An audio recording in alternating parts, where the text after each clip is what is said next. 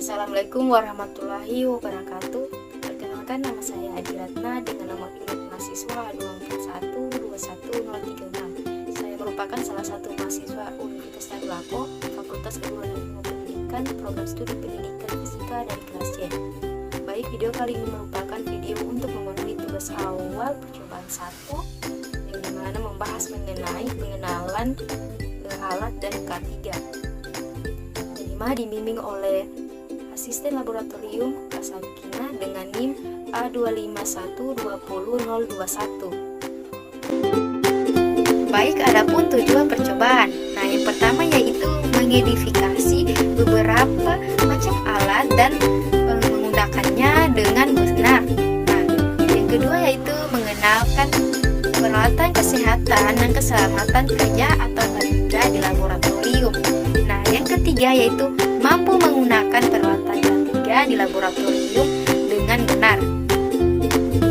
Baik, pertama saya akan membahas 15 alat dan fungsinya. Nah, yang pertama yaitu gelas kimia. Nah, gelas kimia ini digunakan sebagai wadah untuk mencampurkan suatu larutan, menampung larutan, dan untuk memanaskan suatu larutan.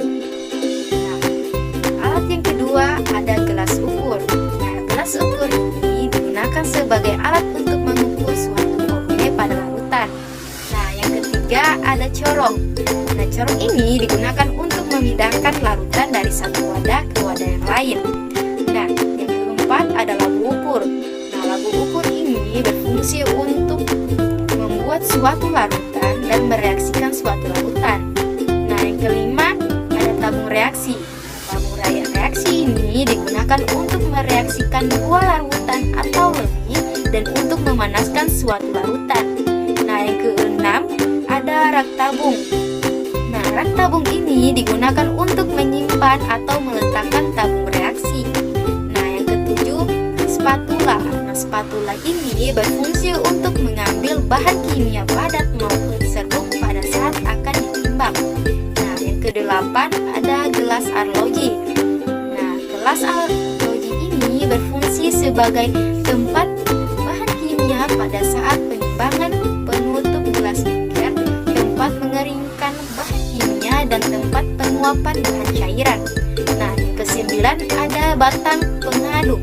Nah, batang pengaduk ini berfungsi untuk membantu dekatasi larutan, mengindukasi kristalisasi, dan memecahkan emulsi pada suatu ekstraksi. Nah, yang ke-10 ada buret. Nah, buret ini berfungsi untuk mengukur volume suatu cairan atau gas. Nah, yang ke-11 ada klem. Nah, klem ini diperlukan untuk menjepit alat dalam proses pemanasan. Nah, yang ke-12 ada Erlenmeyer atau yang berfungsi sebagai wadah dari bahan kimia cair. Nah, gelas ini juga sering digunakan untuk proses titrasi untuk menampung larutan yang akan digunakan. Nah, yang ke-13 ini ada pipet tetes.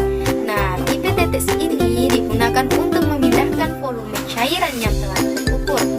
Nah, yang ke-14 ada botol semprot. Nah, botol semprot ini digunakan sebagai tempat menyimpan larutan atau zat cair, menyemprot dan menambahkan aquades dalam jumlah sedikit, membilas dan menetralisir peralatan-peralatan yang akan digunakan.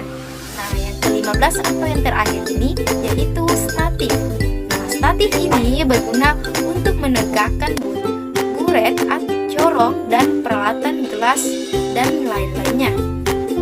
Kedua ini kita membahas mengenai K3 atau kesehatan dan keselamatan kerja. Di mana tujuan dari K3 ini yaitu mencegah terjadinya kecelakaan dalam laboratorium.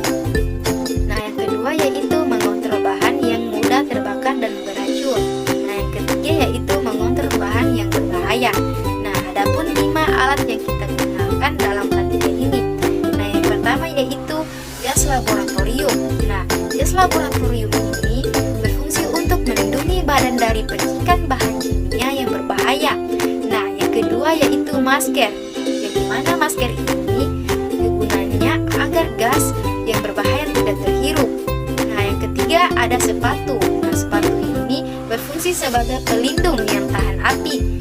Nah, yang keempat ada kacamata, yang dimana kacamata ini berfungsi agar tahan terhadap potensi bahaya kimia dan panas. Nah, yang terakhir atau yang kelima ini sarung tangan. Nah, sarung tangan ini berfungsi untuk melindungi tangan dari ceceran larutan kimia.